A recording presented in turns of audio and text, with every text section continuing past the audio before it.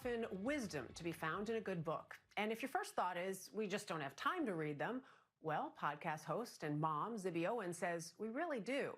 She's made it her mission to get people reading by introducing them to the latest authors, their works, and even their stories not on the pages. And in the midst of this pandemic, she's found brand new ways to do it. Hey, I'm Zibby Owens. I'm the creator and host of the podcast, Moms Don't Have Time to Read Books. You heard correctly.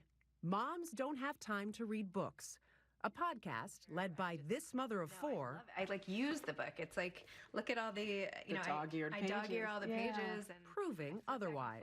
That's a catchy title, but moms are finding time to read books? Moms do find time to read books.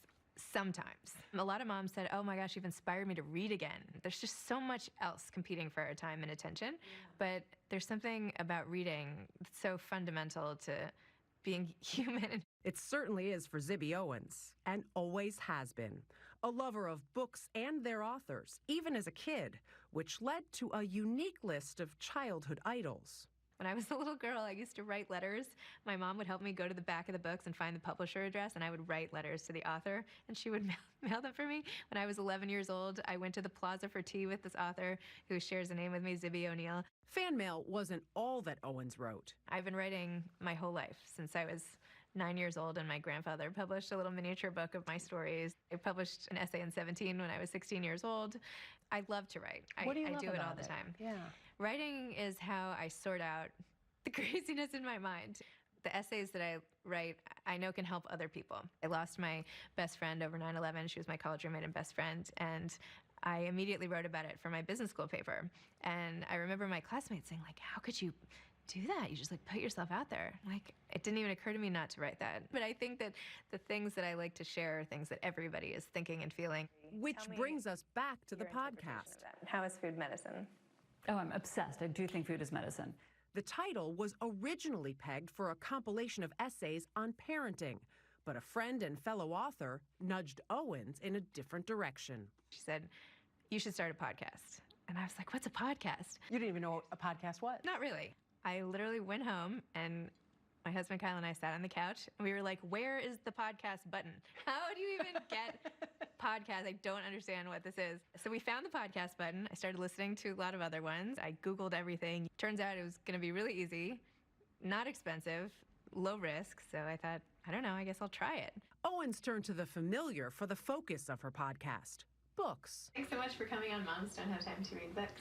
More specifically, authors. I've had on a range of authors from Anne Lamott, Meg Wolitzer, Jennifer Weiner, Evangeline Lilly, who wrote a children's book series and was on Lost. Hi, Zibby. How are you? Andre. Hi. Thanks so much for doing this. One of the first people I interviewed was Andre Agassi, who wrote the book Open, which was one of my favorite books. You weren't, at this point, an experienced podcaster. No, I didn't know what I was doing. But again, I was just trying to talk to him. I really had things I wanted to know about him and tennis and his life and the writing. I did it on the phone, but I was drenched in sweat, like so nervous asking him all these questions. How did you find coaching versus playing? It was interesting. You know, it's when I played, I never felt pressure at all. It was never about pressure. I felt stressed. I remember running downstairs after and being like, I did it! 2 years later, which was when we first caught up with Owens last fall, she had hundreds of podcasts under her belt and an offline community to go along with her online footprint, thanks to live author events and book fairs like this one. She's someone who is a real literary citizen. I love that word. Michelle Filgate is the editor of the essay collection, What My Mother and I Don't Talk About.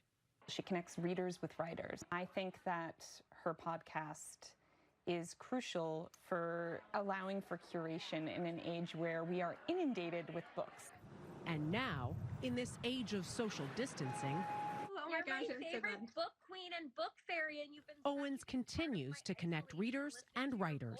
I was like, I have to help all the authors who have books coming out, who aren't going to have book tour, because the previous weeks leading up to this, I had talked to a number of authors who were getting very concerned. What about my books coming out? What can I do?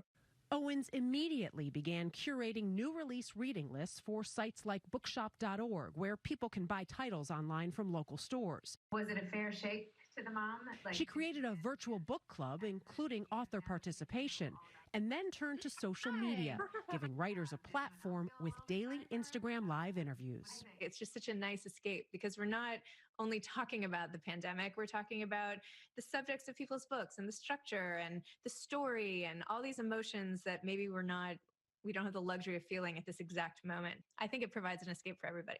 That includes Owens, who says the escape helps her stay focused. She even moved up the launch of a planned online magazine of essays, We Found Time, another opportunity to escape.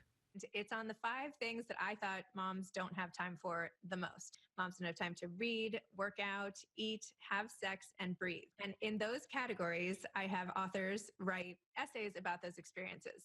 But even with all of the new platforms, Owens remains dedicated to the one that started it all, her podcast. Moms don't have time to read books. I'm thinking now, do moms have even less time to read books? I think less time. We are all in this together. Doesn't matter, mom, dad, anybody, grandparent. I think you have to really be conscious about saving a place for reading as a form of mental health right now, and not feeling guilty about it. I think there's guilt associated with lounging on a couch and reading a book, like you're just doing nothing. But it's the opposite of that. If you just open up a book and spend even 10 minutes, you'll get into someone else's head and mind, and you'll just get out of your house. I mean, right now we can't even go anywhere. So I like to open up books and transport myself to another location.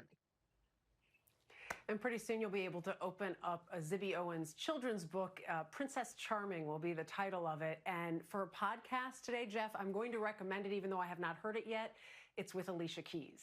Okay, we'll try that one out. Yeah, moms definitely have even less time right now. They are all of us superstars. And by the way, we're going to feature another great book. We love featuring books. Another great one coming up next week, Dana. Good piece, good update. To another woman having an impact now. If